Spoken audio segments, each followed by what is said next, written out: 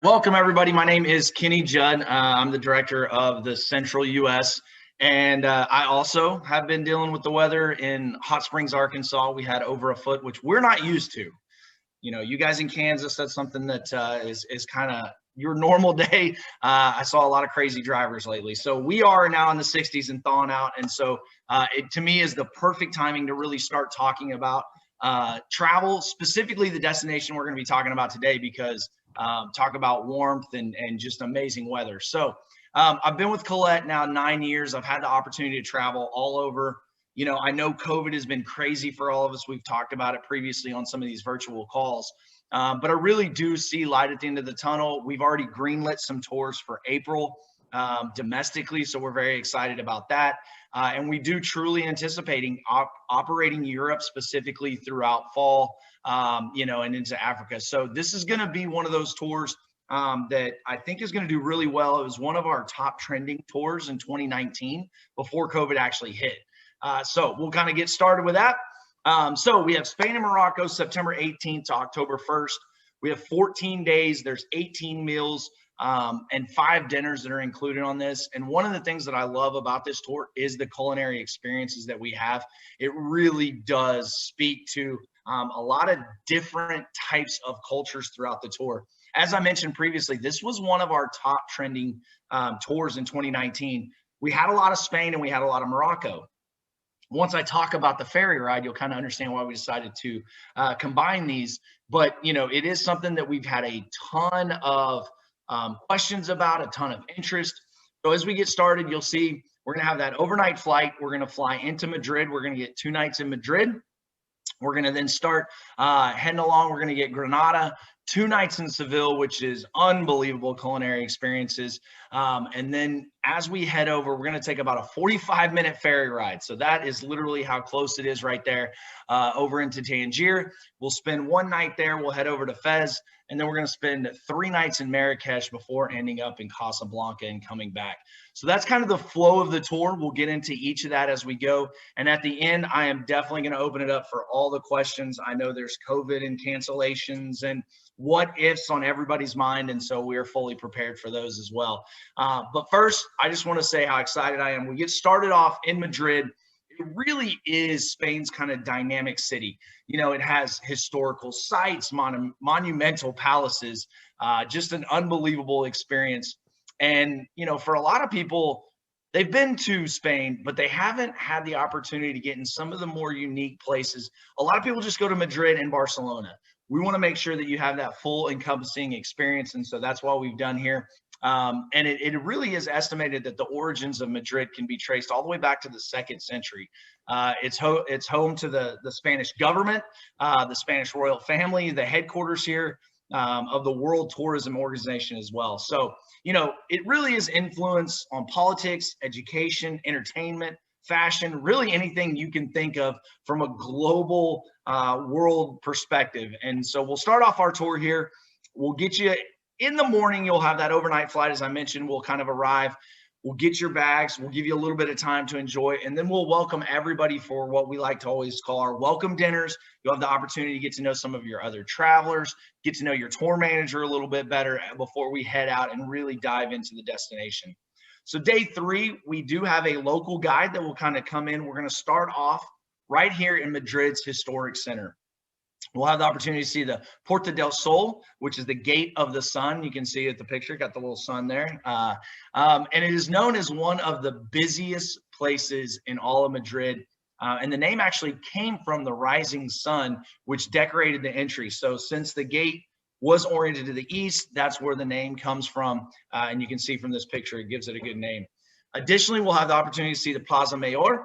And this is kind of a very historic place. When we talk about plazas, you know, throughout Europe, it's not just the city center. This is a place where events have been held since the 17th century. So you're talking about speeches, you're talking about battles, you know, everything that you can imagine that happens, anything that is truly historic to the country tends to take place in these plazas. And so it's kind of a rectangular shape. And it's surrounded by these 3-story buildings that you can see. Has about 200 plus balconies facing the plaza. And so it really is a beautiful site. So many historic things have happened in the area. And so we'll have an expert-led tour actually through the Royal Palace. We'll have the opportunity to see some of the lavish halls, the banquet rooms, the throne room, of course, which we all want to go see. And of course, just unbelievable, impressive courtyard. And so very important state functions, including state ceremonies and official banquets, actually still take place here. So it is still very much a part of their culture. And, you know, the interior is made up of what you can imagine, some of the wealthiest materials like Spanish marble, as well as tons of Spanish art by some of the most famous Spanish artists that you can imagine. So we'll spend some time there. We do have the opportunity to go through, not just see it from the outside, but have an in-depth tour. And then we're going to give you a little bit of leisure time to explore Madrid on your own. You know, we always work in some free time, some leisure time, but we do have an option. So, you know, for me, I like to get as much as I can out of every experience.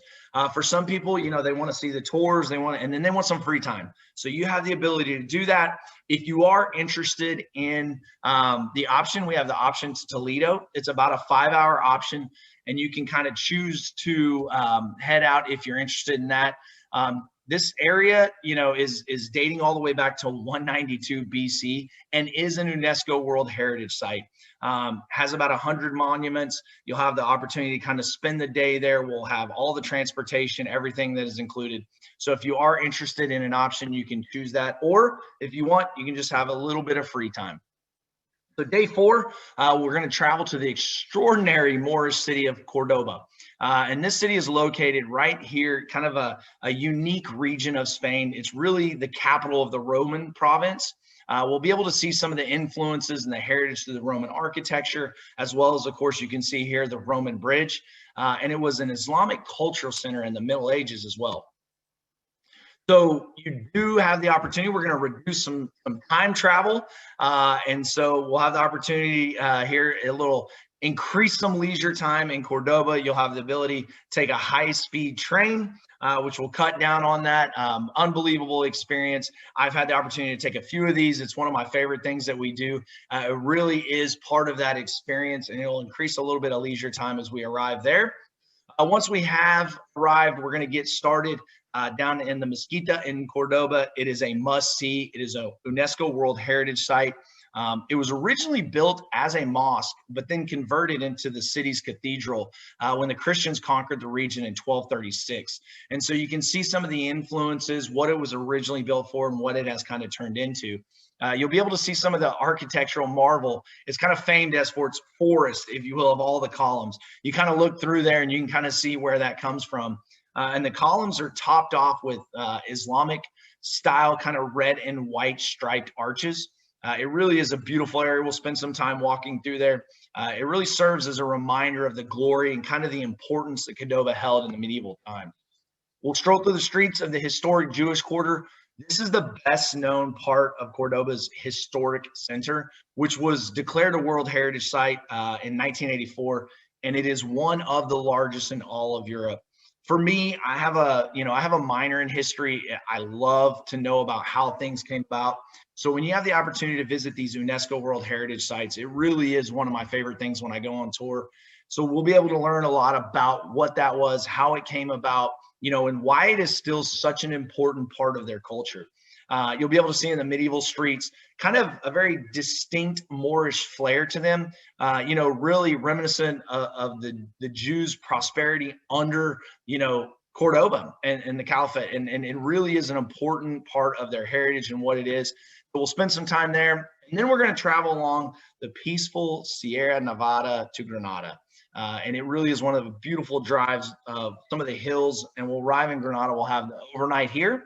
The following day, we're going to have a local expert take us through the Moorish-influenced city of Granada. It is the last great capital of the Moors in Spain, really before it fell to the Catholic monarchs in 1492. Granada, kind of an autonomous community, and it really sits right at the foothills of the Sierra Nevada mountains, which kind of intersects 4 of the rivers right here. And so, it really has a very peaceful sit to it. They kind of, stay to themselves. Granada has been continuously inhabited by the the past 2,500 years, starting really under the ancient Roman rule. It features some of the cultural elements, historic architecture, beautiful beaches, and even some of the snowy Sierra Nevada mountains. Here we'll have the opportunity to explore the city's main sites as we kind of have a guided tour through, and we'll visit the Royal Chapel. It was constructed between 1505 and 1517, and of course, many famous Catholic monarchs are buried here, Isabel, Ferdinand, and we'll learn about so many more as we have the opportunity to walk through, learn a little bit about the architecture, and just get a kind of a glimpse of life into the Moors, you know, as they occupied the city during a short walk. We'll go through one of the local neighborhoods that is just full of rich color, spices, the aromas, so many different cultures. It really is kind of that touch, feel, smell type of experience before we arrive in Seville, which is Spain's cultural capital, and you'll understand why when we kind of dive into it. We have a local expert take us in, discovering some of the city's historic architecture, uncover the intriguing myths, stories, the legends. There's so many different stories about it. It is the capital and the largest city in this particular autonomous community of Spain, as I talked about, approximately about 2,200 years old. And it really is, you know, one of those things that the early origins of the city date all the way back to 712. So much history. You know, I always talk about that whenever I'm specifically talking about, you know, Europe. And here in the US, you know, we think we have history. We kind of think we know it all, but it isn't until you take a step back into 712 when some of this architecture and the buildings began. It really is absolutely, you know, phenomenal. And it's situated right on the Guadalquivir River, which splits the city into two halves. So it kind of, if you can envision Budapest, if you've ever been there, two cities kind of combined in one, but you're split by the river right here. And it's very famous, of course, for being the birthplace of the flamenco dance. And so it's also known for the culture, the monuments, traditions, all the heritage, really so much here. We'll tour the Royal Alcazar and walk through its beautifully decorated courtyards featuring columns, plasterwork. The gardens throughout are spectacular. It's considered to be one of the most outstanding examples of Mudéjar art to exist today. And so the beginnings of the palace complex date all the way back to the 10th century, when it was really a fort that was built on site, and it was there to protect. Some of you may have seen pictures. I don't know how many of you watch Game of Thrones, but it is actually featured as a location for the Game of Thrones TV series. I was not into Game of Thrones until I actually went to Croatia, and my Facebook blew up as I put a couple pictures up there. I had to go back and watch it all and get caught up. And so I absolutely remember exactly where that was the location for. And then we're going to kind of stroll through the sprawling and colorful gardens to one of the more glorious gardens after another. I mean, it's just one after another of these spectacular gardens. As I mentioned, the weather specifically this time of year it doesn't get any better. You know, you guys talk about 70 up there and everybody wearing shorts and t-shirts. These people get to live it all the time. Next, we're going to head over to the Bell Tower, and this is one of the majestic Seville Cathedral UNESCO World Heritage Sites. The Bell Tower is one of three remaining here in all of the world, and so this particular type of bell, the beautiful structure, became the Bell Tower of Seville Cathedral after the Reconquista, and it dominates the city skyline. So wherever you're at, if you get lost, just look for the Bell Tower. If you're out on your own exploring, and the Seville Cathedral is one of the largest Gothic churches in the world. And so it really does bring so much of that Gothic, different types of architecture, cultural, you know, immersion throughout this entire tour. So just inside the door of Seville's massive cathedral, stands actually a monument to Christopher Columbus, and his tomb is held aloft by four different figures representing the four kingdoms of Spain during Columbus's life. So Castile, Aragon, Navarra, and Leon. We'll continue some of the winding, narrow streets, some of the quaint courtyards, and again, beautiful flowers throughout the gardens, the whitewashed buildings of Barrio Santa Cruz. And this is the old Jewish quarter of Seville. You'll see some of those, you'll be able to admire those whitewashed houses and some of the fragrant orange trees.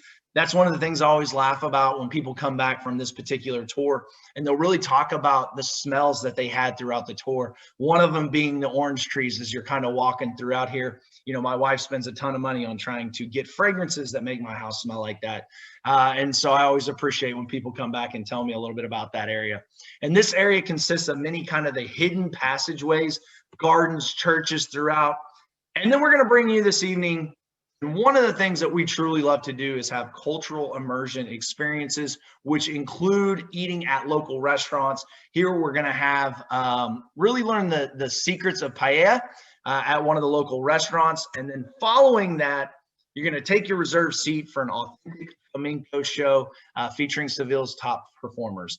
This is absolutely worth the price of admission here. Seville is incredibly famous for being the birthplace of the flamenco dance. So you'll learn a little bit about that, the el cante, el baile, la guitarra, and we'll combine the three into kind of a romantic tour de force as you have the opportunity to kind of see the essence of the flamenco, the song, the dance, the guitar, the history, the culture behind it.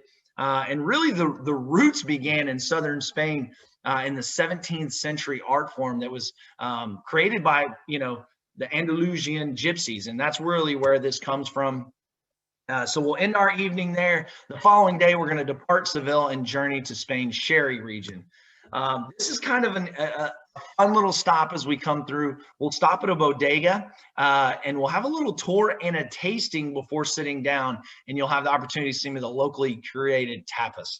And so this is a kind of a hidden gem. It's really known for its wine, flamenco, as well as its horses. And that's always a big selling point when we go here. And people who love horses, they want to know more about the Spanish horses in the area. After lunch, we'll head to Tarifa and we'll board the high-speed ferry to the incredible continent of Africa. As I mentioned, this is a short ride across the Strait of Gibraltar. Really brings you to Morocco and the city of Tangier. The ferry ride is about 35 to 45 minutes. You know, it's unbelievable. You can continent hop in 35 minutes.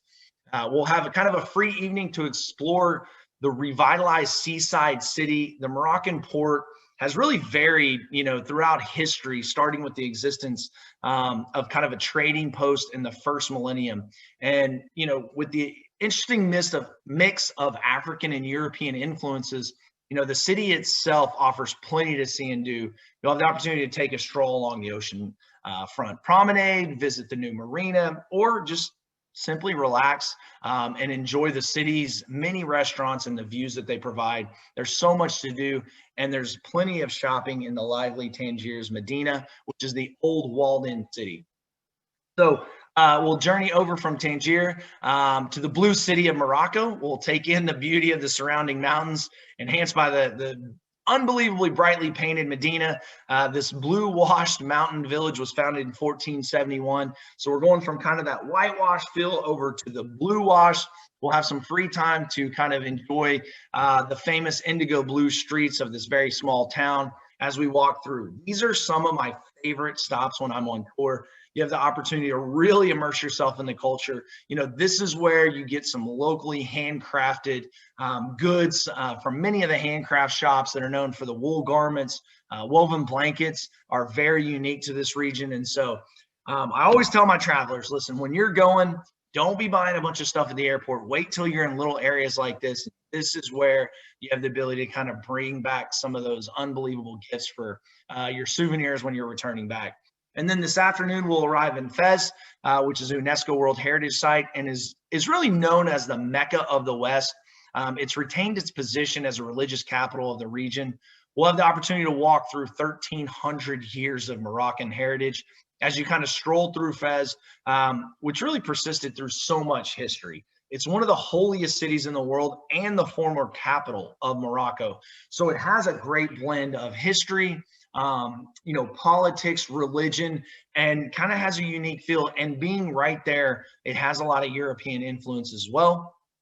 And it really is kind of stood the test of time with some of its well-preserved buildings and very deep, you know, traditions. Moroccan culture is one of the most sincere.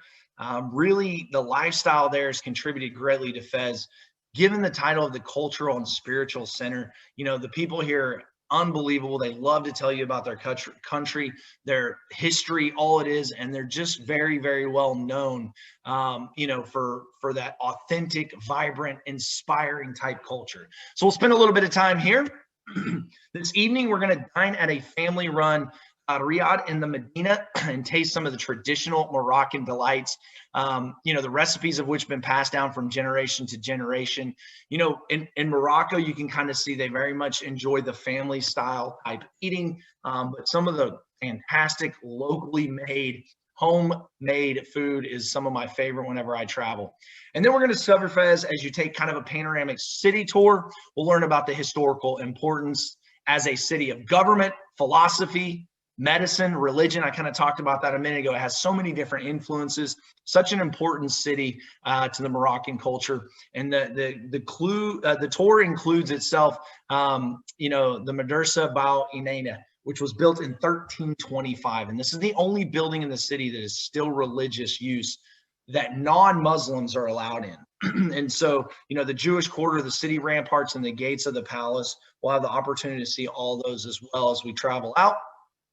We're going to set out on a walking tour in the Medina. And founded in the 9th century, it is home to the world's oldest continuously functioning university.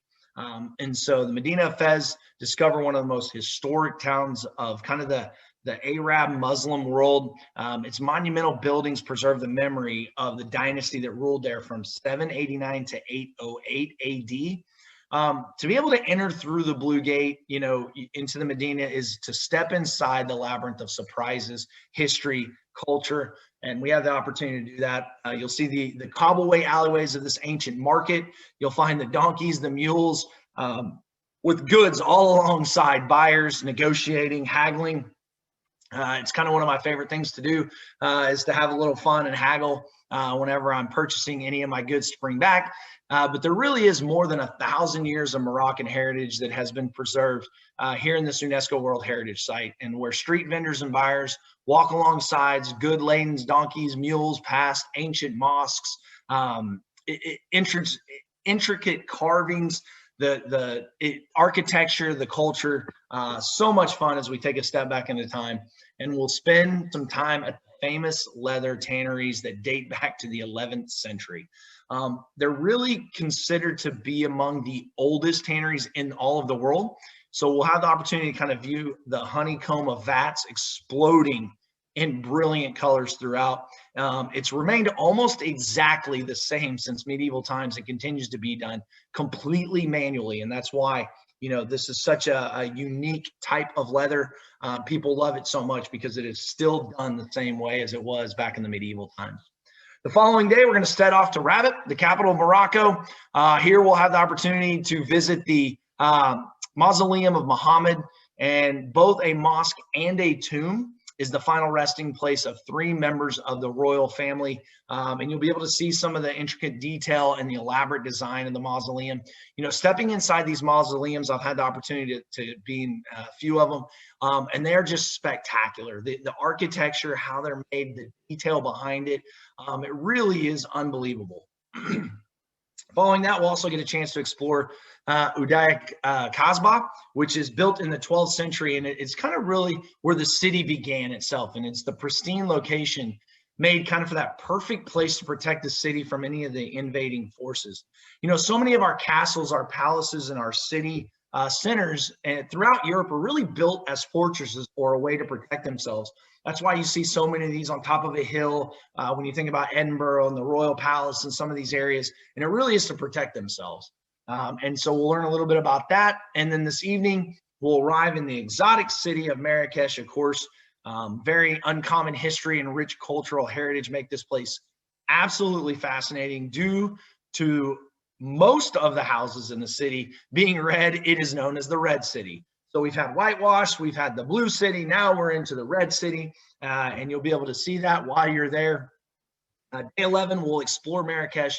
It's really known, you know, for the palace, where you'll find a century of nesting storks standing guard. The 19th century palace is spread over 20 acres, And so it's really a beautiful mix. It has so many different courtyards, gardens, and about 150 rooms. We'll have the opportunity to explore the palace's stunning decorations. We'll find a little bit of time. You'll probably get lost in its beauty before we visit the vibrant and historic Jewish Malah. And here, this is the majestic 12th century mosque. This is the largest mosque in Marrakesh. And it really rises high, that can be seen from the city. This is one of those landmarks, again, when you're walking around. If you don't know where you're at, if you have some leisure time, you turn and find the mosque and you'll know where you're at. But it was built in the dynasty during the 12th century, and the mosque sits right at the heart of the city center. So if you want to know where the middle of the city is, you'll always know. With the opportunity to pass the royal palace during a tour of the ancient city wall, we'll marvel at some of the imposing fortified walls of the 12th century fortresses, and of course, do a little shopping as we kind of make our way, enjoy some free time to mingle in the locals and the artisans as you shop in the ancient markets. Of course, Marrakesh, very well known for its spices, flavors, and different things that you can bring back home. Then we have a choice on tour. So to be clear, in Madrid, we had an option to go to Toledo. Choice on tour is always included. You just choose what you do that day. So first off, you can go to the Jardin Majorelle, which is the most beautiful botanical garden in Morocco. It really is a colorful oasis right here in the center of Marrakesh, with exotic plants, fountains, palm trees, and it was designed by a French artist. And so that's where it comes from. He was a very talented painter, 40 years to create this captivating garden. So that's one choice on tour. Or you can visit the Laurent Museum tour. And this is really a showcase of art, fashion, and design by the very iconic Algerian designer. So you choose what you do that day. We'll make it happen for you. It's already included in the tour. And then tonight, we have an unforgettable dining experience as we have the opportunity to kind of get a look behind the doors of the opulent palace. Beautiful dinner, great meal here. This morning, we'll venture out to Casablanca and tour the Hassan Mosque, which is the largest mosque in Africa. So not just in this area, but in all of Africa. And it is stunning. It is beautiful, high-tech architectural masterpiece. The location is very unique. It kind of has an overhanging the ocean only by the ads. So it really gives the unbelievable views, the background. It is truly an impressive mosque that we'll have the opportunity to see here. We'll see the city by night on our drive along the seashore to your farewell dinner at Rick's Cafe, of course, the legendary saloon from the film Casablanca. You have the opportunity to see 2 continents, 2 countries. Rich, long shared history comes to a close here in Casablanca as we head back. It really is one of our most popular tours. As always, we're going to have our hometown pickup. We'll pick you up, take you to and from the airport. We'll handle everything from beginning to end. And of course, with any of our tours, you have the ability to personalize your adventure. So if you're interested in elite airfare, if you want to go in early, if you want to stay late, we talked about those optional experiences. We have people that want to go in early to Madrid. They want to stay longer in Casablanca. Whatever it is, we're happy to make those arrangements for you. And of course, the no worries travel protection. You can get a full refund for any cancellation at any time for any reason prior to the day before departure. I don't think that those words have ever been as important as they have been over the last year. Carrie and Michelle and I were talking about that. And, the one thing that Collette feels that we can do is give you comfort and relaxation and ease of an experience. And so with that, it really is the worry-free travel protection plan. You can cancel for any reason, but it also covers you on tour. Medical assistance, evacuation, lost baggage, which has never happened to anybody in the history of airline travel. So if you're the first to lose your bag, don't worry, we've got you covered. You can really have a peace of mind. And of course, we have our loyalty program. So if you traveled with us in 2019, we're going to skip 2020 and roll it right over into 21. And so if you had $150, we'll automatically apply that. If you had 100, we'll automatically apply that for you on your final bill. As well as if this is your first tour, you don't have to do anything. You sign up. When you come back, you'll have $150 off on your next tour if you travel within 12 months. If you travel within 13 to 24, it's $100. You will need a passport for this. Please make sure it's up to date within 8 months of your return. And here is the link, which I know that Harry is going to put in the chat box. You can click the link if you want more information. It talks about the options. It talks about the cancellation. It talks about your arrival day suggestions, clothing, packing tips. You know, anything that you want to know about the tour, you can go to that link and we'll be happy to give you some options, as well as you can sign up there as well. You click the sign up button. It'll take you right to the registration form.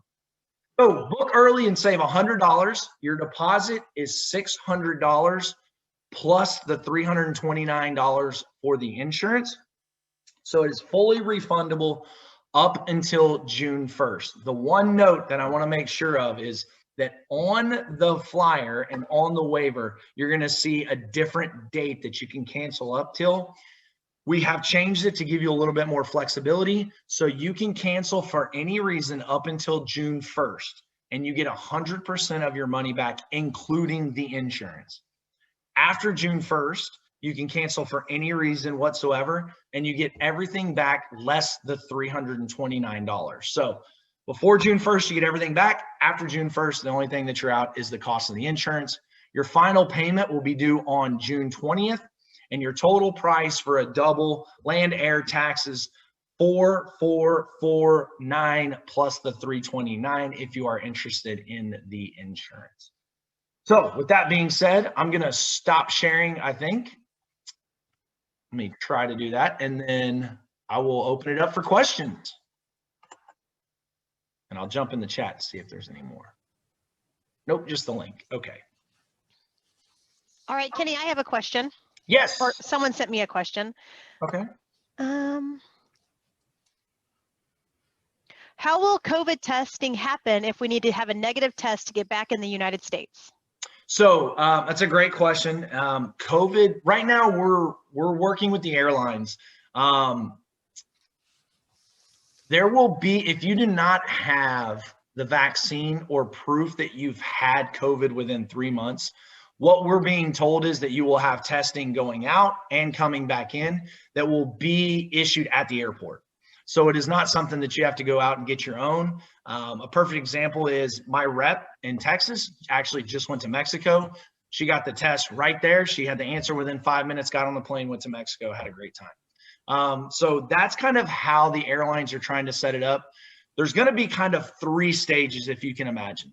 You've either had the vaccine, you've had COVID within 3 months, and you can show that you have the antibodies, or you don't have any of those and you'll have to be tested.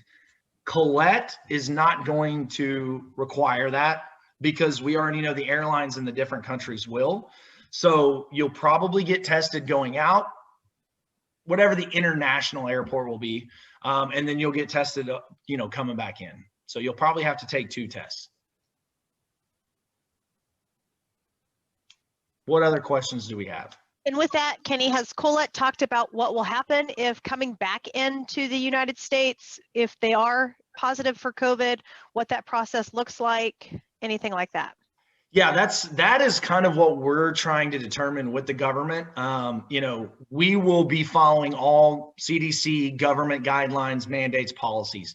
My guess is that if you have a negative test upon arrival back in the country, you will probably be quarantined there in that city, whatever that may be, if you're in Atlanta or New York or Dallas. My guess is that as of now, we have not confirmed what that's going to look like. And so we're being very cautious about what we're telling people from a company perspective of what's going to happen. But the anticipation is if you do test positive, that you will have to be quarantined in whatever area you're at. The good news is our insurance does cover COVID. They do cover the quarantine. So you would be covered under our waiver insurance.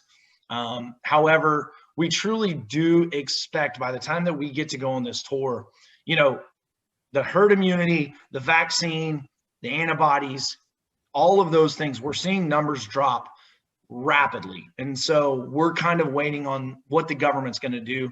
But so far, that's kind of the way we're leaning. Okay. All right, does anybody else have any?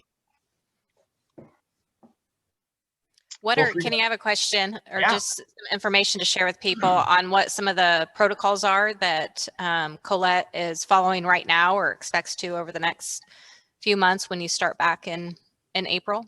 Yeah, so we have, just for everybody on the meeting, we have greenlit some tours to already start to operate domestically in April. And so we will be following all of the mandates, the guidelines. We were the first company back traveling last summer. We had traveling well experience. We had protocols set in place, social distancing. You know, we allowed for 30 to 35% of the motor coach to be open. And that was for the fact that, you know, people could spread out, socially distance. We had masks, we had all of those things. We will continue to follow the guidelines.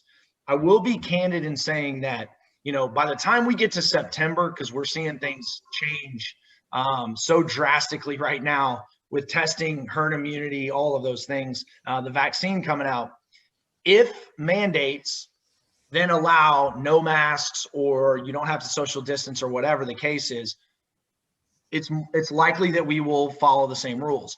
If we are still under mask protocols, social distancing and things like that, let's say there's 40 people on this call that all want to go on the tour, we will break it up into 2 motor coaches. We will be able to social distance and we'll follow the mandates.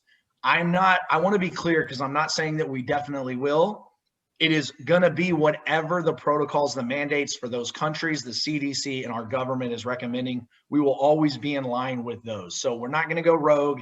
We're not going to make up our own rules by any means. But, you know, Fauci is even coming out and saying by the summertime, we're going to be filling stadiums and all that fun stuff. If that's the case, you can probably expect, as Carrie said, 35 to 40 people on this tour. Even if there's 40 people on the tour and there's mandates and protocols, then we will break it up and have multiple motor coaches. We'll stagger the dinners. We'll be able to break out. We will always be in line with whatever the protocols and mandates are. Very good. Thank you. I have a question. Yes. When we're in the Muslim country, is there any special clothing that we need to have? The only issue is when you go into the mosques, you must be covered and you must be dressed appropriately. However, you know, the mosques are very good about having, you know, your head covers or whatever it may be. No shoulders, no knees, things like that when you go into the mosque. Outside of that, within the cities, no, there are no restrictions, no dress. It's only when you're entering the mosques. So we need to have a head covering? I would recommend, and when we usually do our document parties for those, I'll tell, you know, hey, bring a scarf, something that, you know, you can put over and things like that. And you know, Carrie, I know you've been to a couple and some people didn't, and the mosques understand that it's a part of the tourism. So they're fully prepared to give you anything that you might need as well. Okay, thank you. What other questions do we have? I will tell you, you know, this tour specifically for me, I'm a kid from Oklahoma, small town. I didn't know or understand anything about Morocco. Everybody knows about Spain, you know, and so that was easy. As I've done this job, I have fallen in love with Morocco. The people that have come back do nothing but rave about it, how amazing it is. And so I was so glad when they actually combined Spain with Morocco, because it really is an unbelievable destination. There's so much history. There is some amazing culinary experiences throughout this tour, the paella, Seville, the Flamenco, all of that, as well as some great, you know, just cultural experiences. So I will tell you, I know there are a ton of people out there itching to travel. I've had people from all over the country call me and say, Kenny, I don't care where we're going. Just find me a tour I can go on.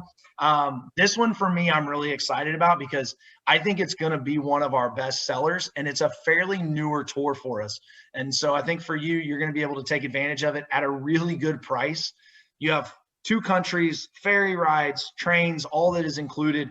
It really is an unbelievable experience. And so I'm excited about this. I was glad that Carrie and Michelle wanted to do this tour. I would love to lead this tour for you guys, just because I love this whole area. And so, you know, if you have any other questions, I would definitely go to this web link.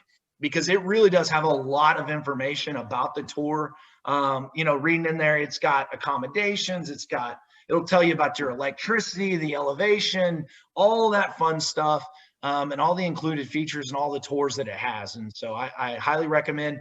And remember, if you sign up today, you can all the way up until June 1st cancel and get 100% of your money back, including the insurance. And so again, your waiver is $329, your deposit is $600. And so your total will be $929. That will lock in your spot. You'll be good to go. You can always cancel and get your money back. And for whatever reason, if we cancel the tour, as we have done all through COVID, you automatically get 100% of your money back, including the insurance. You don't have to do anything. We'll automatically refund you.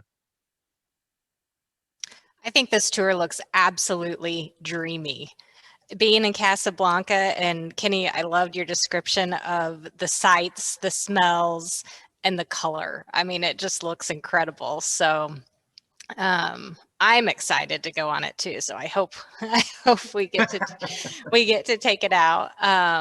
But I think, you know, what Kenny said too of the getting your money back. I mean, that's been one of the most incredible things that I think we've experienced over the past many months of working with Collette and having to deal with COVID, is the ease of being able to issue those refunds. And it's really unprecedented with all the travel companies that are out there. It's they really are great business to work with, and are a company that we absolutely trust sending you all on tours with. So we hope this piques your interest. And I also want to take a minute. I see Rachel is on here. Rachel, can you hear me?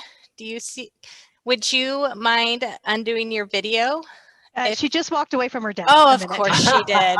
Of course she did. Well, Rachel, Yeah. She is on the call, but she works with us too here at 50 Plus and is our travel assistant. And when you call that number that Carrie put in the chat, Rachel is typically the one that is answering that call, and she is emailing your invoices and making sure that you have everything you need and your documents are all complete. So she is on that call, and if she gets back on here before we end today, we'll have her say a quick hi to everybody. So are there any questions, any specific questions about this tour, or what happens after you sign up with us? Oh, there's Rachel. Hi, Rachel. Everybody's. Well, Yes. are you going on the tour? Well, we don't know yet. Typically, we have at least a minimum of 15 people signed up. If we have 15 people signed up, then we will typically send somebody from JCPRD on that tour. And we've already got 8, so I'm hopeful.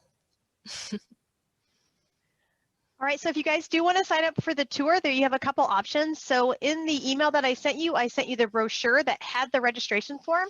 So you can fill out that registration form, and you can either mail it to us at Meadowbrook Park and we can get you registered, or you can drop it off. We're open Monday through Friday, 8 to 5. Or you can also go to the link that's on there and register through Collette. I do want to say that if you do the registration form and you fill that out and you mail it to us or you drop it in, please do not write your credit card on the form. Rachel or I will call you to get that information. We don't need you writing your credit card down, anything like that. So again, if you mail it in or drop it off in person, you fill out that form, just don't need to write your credit card number down. But those are the options of registering